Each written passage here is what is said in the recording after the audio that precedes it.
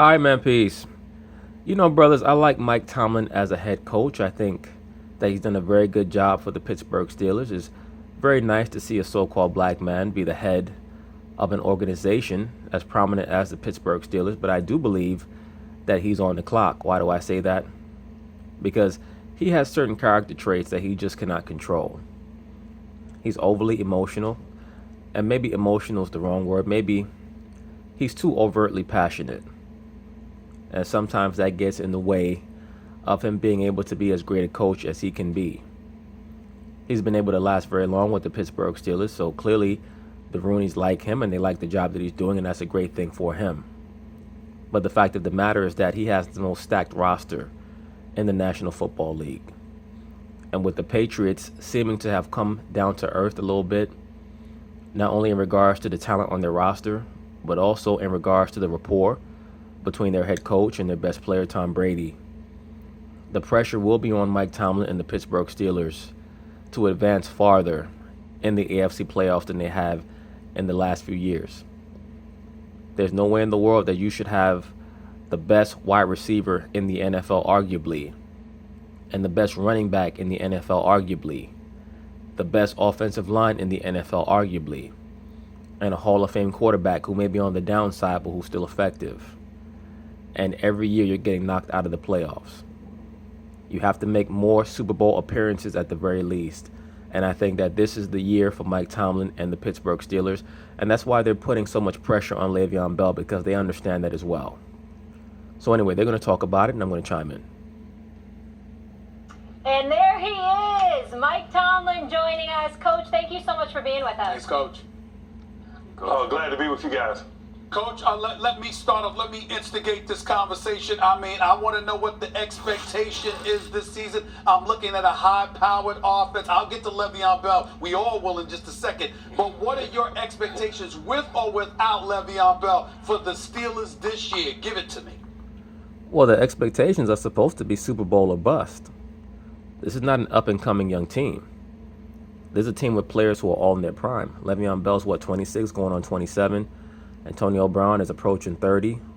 Ben is in his mid to late 30s. They have to get the job done this year. They can't play around. You know, we feel like we have the makings of a really good team. It's been a good process for us thus far in terms of team development. We're excited about meeting the challenges that each stadium holds. And, you know, we better be in the thick of things as the road gets narrow. That's always our intentions, to pursue and win championships each and every year. Coach, you know where I'm going. I can't believe Stephen A. didn't start with this. When is Le'Veon Bell returning? What's the deal? What are you hearing? Well, what kind of stupid-ass question is that? We know that Le'Veon Bell is holding out. Mike Tomlin is not the person that Le'Veon Bell's agent is negotiating with. So why are you going to ask a stupid-ass question? When he gets here.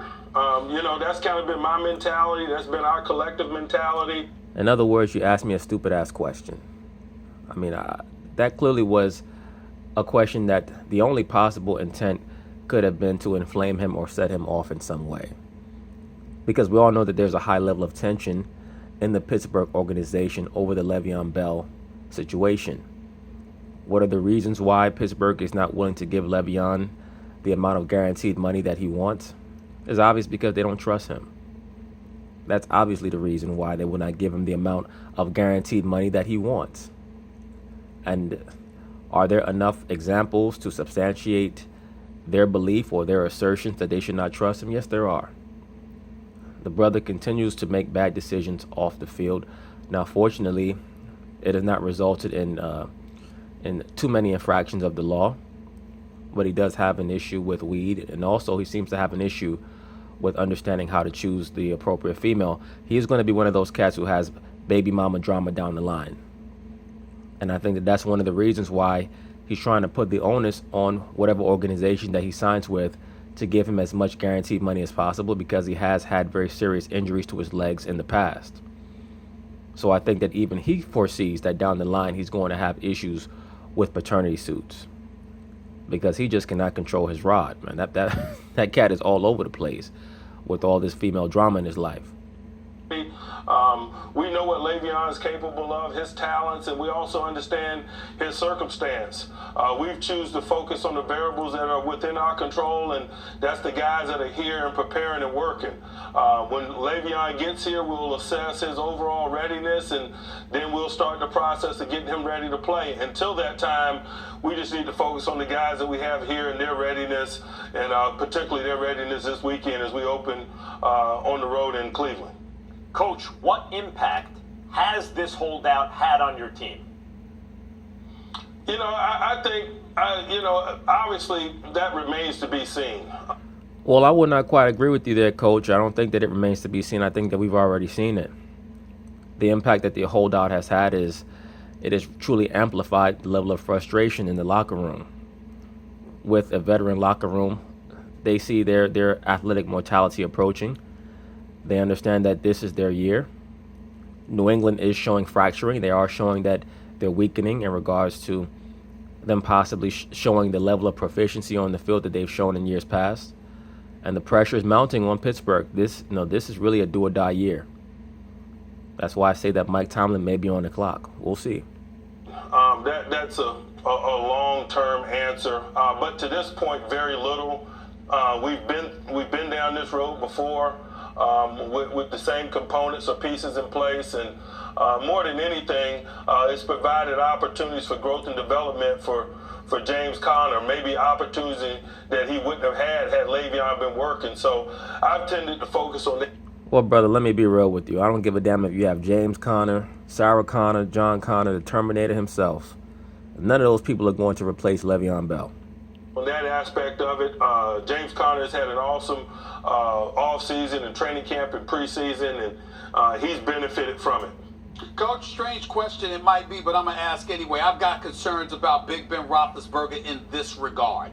You've got Randy Fichtner. He's your new offensive coordinator. He hasn't, if I remember reading correctly, he hasn't really called plays since 2006 at Memphis or something like that. That doesn't matter. It doesn't matter, Stephen A. Smith. When you see them bringing someone like a Randy Fichtner, all that means is that Ben Roethlisberger is going to call his own plays. The dude is pushing 40 years old. He's seen everything that a quarterback can see. Roethlisberger is going to call most of his own plays. If I remember correctly, this is a high-powered offense, some elite dudes. But, Coach, I'm concerned, Coach. Should I be? How confident are you in this guy and him and the relationship that he's got with Ben that the offense is going to be better this year? Hey, Stephen A., I got a lot to manage, so I'm not going to worry about your level of concern. But I'll tell you this. Randy has been in Pittsburgh, PA, man, going on 12 years now. He's coached wide receivers within the framework of this organization, quarterbacks, and now coordinators. So, and we all know Pittsburgh always keeps it in-house in regards to their coaching hirings. They don't look too far to bring in new talent when it comes to coaching. He hadn't been delivering pizza. This guy's more than prepared. I'm excited about what he's going to bring, and as is Ben, and their partnership and relationship and the manner in which it's grown, and the number of hats that Randy has worn within our structure, I think is going to be nothing but a benefit to him, and I'm sure he's excited about getting an opportunity to call plays again. Damn, it's easy to see why Pittsburgh hired Mike Tomlin to be their head coach. Can you imagine him in the interview? He probably entered the organization as a water boy. They're like, so what do you think you're going to bring to the organization? Well, I believe that through the distribution of H2O, that we can assist our organization to come into the best level of efficiency that we can. Because the proper level of hydration and wateration, if there's such a word exists, is what we need in this conglomerate. So I can start on Monday morning. I will be here at 5:05 a.m. sharp with as many examples of hydration as possible to assist our organization. This dude gives the best answers I've ever heard in my life. Coach, I got to ask you something, because I was really surprised by something I heard on TV recently. So obviously, longtime Steeler James Harrison came out, and it appeared to be taking a parting shot at you. So he said that you're a good coach, but you need to be more disciplined. What was your reaction to those comments? In other words, what James Harrison is saying is that Mike Tomlin acts too much like a player, not enough like a coach, which is a criticism of his that is starting to become more and more pervasive in the NFL world. And that's why I state once again that he may be on the clock. It's James. What do you want my response to be? We all that know James know James. James has an opinion. Whether it's accurate or inaccurate, it's accurate from his perspective, and I respect it on that level. I'm not going to stay up at night worrying about his perspective, to be quite honest with you. I'm focused on specifically the guys we coach and how we're getting these guys ready to play this weekend in Cleveland. You guys could spend a lot of time digesting and talking about James's opinion on a lot of subjects. It could be a TV show. Coach, you guys have won a Super Bowl. Ben Roethlisberger, but the expectations, because you have a great coach, a great quarterback, a great running back, and a great wideout, is that this group needs to win a championship, and it needs to do it before the end of this group. Can you explain to us what that means to you, a championship with this group? I don't see why Mike Tomlin would be overly concerned with the championship with a particular group. He's just trying to win championships, period. I mean, some of these questions, they just make no sense whatsoever. And Pittsburgh has shown, to be quite frank with you, that they have no problem replacing players. If we remember, I believe that Pittsburgh won their championship. They had Santonio Holmes at wide receiver. And they have been a factory for great wide receivers for the past 15 years or so. So I don't think that he has any type of inordinate allegiance to particular players on his team. I think that he's just more worried about getting results, and he should be, because this team is supposed to get to the Super Bowl this year with the level of talent that they have, especially in a very weak AFC. That's always my mentality. So, that just means normalcy to me. Every day I come into work, man, I'm not trying to be good. I'm not trying to come in second. I'm not trying to be competitive. I think everybody within our organization shares that mentality, and that's why we've had such a good run here and have such a good working environment. We got work to do with this group in 2018 to realize our hopes and dreams, and we're excited about getting started this weekend in Cleveland, Ohio. Coach, last question. You know me too well. You know where I'm going with this. You know what I'm worried about. I ain't worried about the offense. Le'Veon Bell, he'll be back. Look at Mike Tomlin's face. Mike Tomlin like, yes, nigga, I know you very well. You continue to call my personal phone. I'm getting tired of your ass.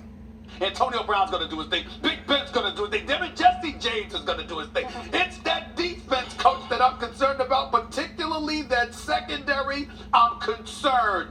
Is this defense going to be better this year, sir? A few years ago, Stephen A., you'd asked me about the offensive line. You were concerned about the growth and development of that young offensive line. Now that all of those guys go to the Pro Bowl, you don't ask me that anymore. And such is life in our secondary. We've drafted some young, talented guys, and they've grown and played quite a bit over the last several years, specifically Sean Davis, Artie Burns, and now Mike Hilton. Now it's time for those guys to ascend and do what that offensive line did that you no longer ask me about. In other words, Mike Tomlin understands that it's his job to coach up those guys. If you're going to draft people, you got to coach them up. Once again, Pittsburgh tends to not build through free agency, and they tend to not want to bring in coaches from outside their organization. Oh, please, from your lips to God's ears, because he will not shut up about the secondary. Every day, I can't take it anymore.